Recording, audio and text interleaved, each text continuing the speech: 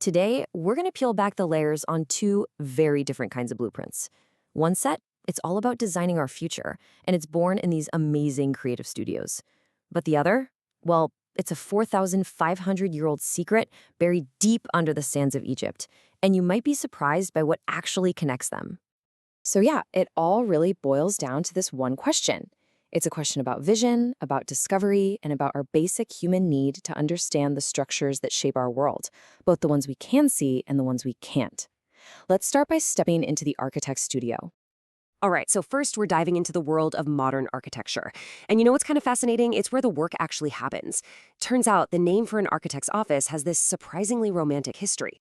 So in English-speaking countries, you'll probably hear office or practice. Pretty corporate, right? But in Spain and Italy, they use the word estudio or studio.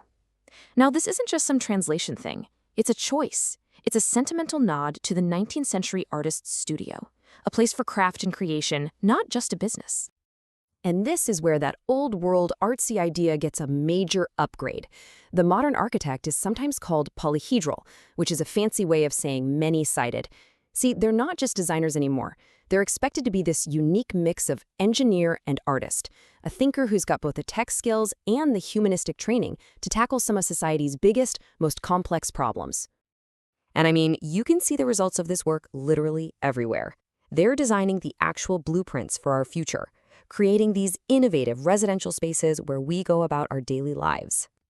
They also design the blueprints for the places that connect us to who we are, like cultural centers and museums that are built specifically to preserve our collective history for the next generation and the one after that. And the scale they work on is just immense. They're also tackling these epic-level projects, designing the massive infrastructure. We're talking arenas, transport hubs, entire city parks, the stuff that literally shapes the fabric of our cities. So, you've got architects creating blueprints for the future. That's one side of the coin. But what happens when the goal is to find blueprints from the super distant past? Well, this is where our story takes a really dramatic turn. This right here, this question is the whole pivot. We're shifting gears from modern studios to ancient mysteries. We're not talking about designing a new building anymore. Now we're talking about discovering a structure that's been completely lost to time. So our journey takes us to the Giza plateau. And here, the tools aren't pens and drafting tables. Nope. They're things like ground-penetrating radar, which it basically sends signals into the earth to map what's down there. And they use electrical resistivity tomography, which measures how different materials resist electricity.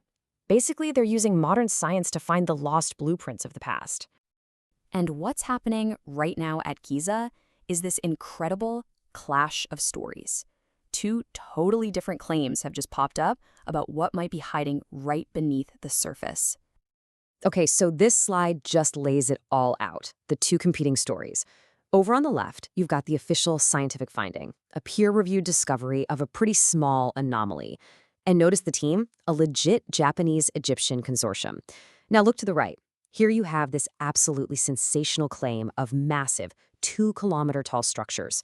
It's based on unverified scans, and it's being pushed on platforms like Joe Rogan and InfoWars by researchers who are often linked to ancient alien theories. The difference is pretty stark. So let's zoom in on that official scientific finding. Using those established scanning methods we just talked about, the team found this L-shaped structure. It's about 10 by 10 meters, and it's only about 2 meters underground. Now, what's really weird is that it looks like it was filled with sand, which suggests maybe it was deliberately buried. And get this, there's a hint of a second, deeper anomaly just below it. As you can probably guess, this unverified claim of gigantic underground structures has just lit a firestorm online. It sparked this really fierce debate about what actually counts as real evidence versus just wild speculation. So this is the classic skeptical take, right?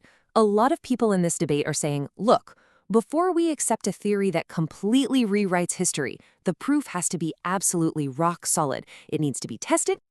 But then you've got the other side pushing back. They're arguing that science can get too rigid, too stuck in its ways. They believe we should be open to exploring all the possibilities, even the ones that sound crazy, because sometimes that's how real discoveries are made.